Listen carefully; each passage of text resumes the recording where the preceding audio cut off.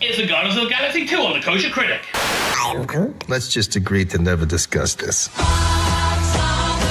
Guardians of the Galaxy Volume 2.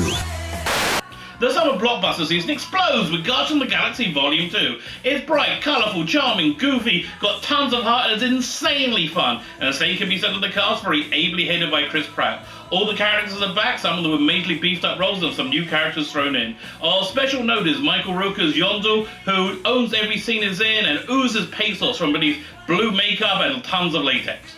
Also back is the theme of family. Whereas the first movie was about these characters coming together and forming a family, this movie is about them being a family. Like many young families, they're now parents, with the arrival of baby Groot, who perfectly captures the experience of parenting over those first 5 years.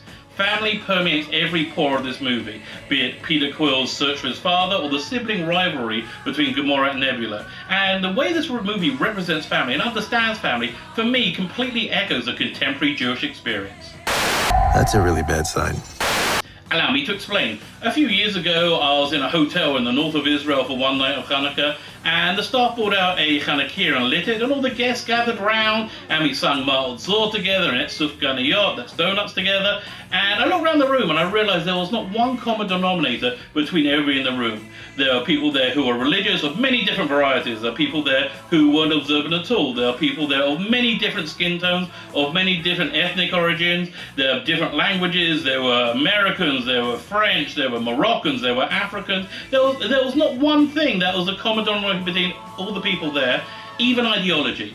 But there was one thing that unified us all, in that we were all one family, the family of Israel. I see that much more now. My son's in the army, and the people in the unit who are religious like he is, or people who aren't religious at all, and they have like real differences of opinions and real ethnic, cultural differences, but you know what? They'll all take a bullet for each other.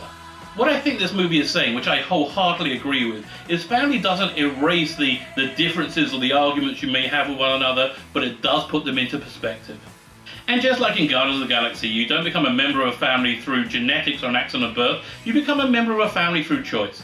There is a character who should be a member of the Guardians, but he chooses not to be. And these other characters who should have nothing to do with each other, they choose to be a family. And the same is true about being a member of the family of Israel. All you got to do is choose it. It doesn't mean you're going to take a bullet for each other. All you got to do is keep it in mind. Let's say you have a disagreement with a fellow Jew, or they're wrong, or they're annoying you, they're still your family. They were not looking at you funny. The